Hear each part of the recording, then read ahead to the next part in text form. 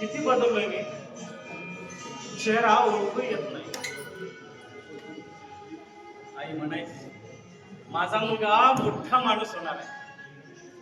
पण पण तीच आई आज माझ्याकडे पाहायलाही घाबरते.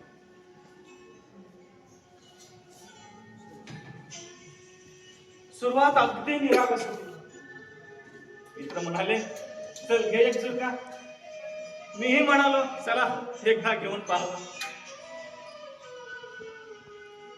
पण ती एक वेळ माझं आयुष्य बदलून गेले.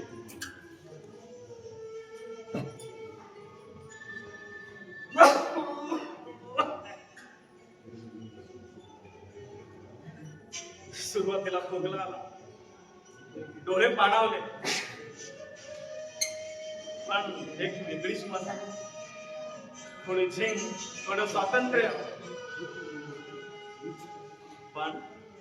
पण ती झिंग माझ्या जीवनाची गरज बनली.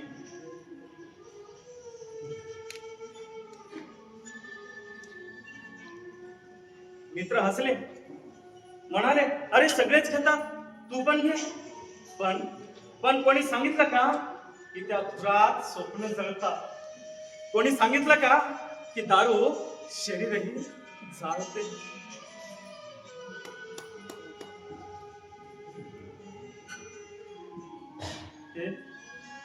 हे हात आईचा हात धरायलाही आता धजावत नाही.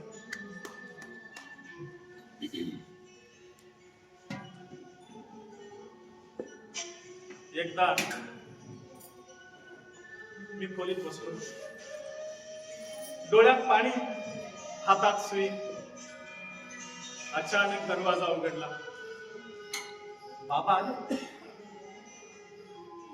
बोलले नाही काय, पण त्याने मला पाहिलं.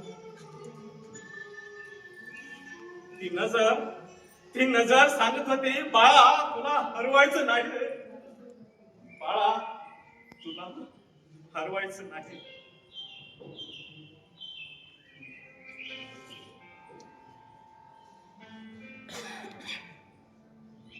त्या नजरेनं मी हलवून गेलो.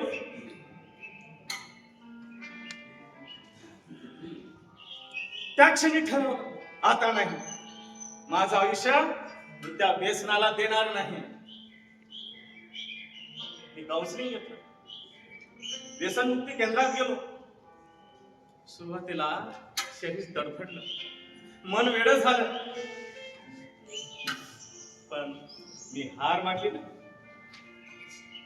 स्वतःला सांगायचं तू कमकुवत नाहीस, तू जिंकू शकतोस, तू जिंकू शकतोस.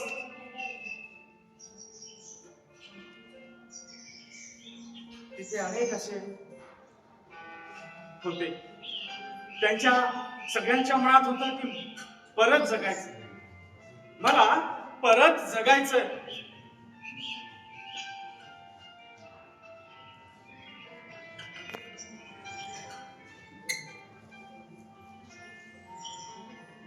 हा चेहरा पुन्हा ओळखीचा वाटतो. आज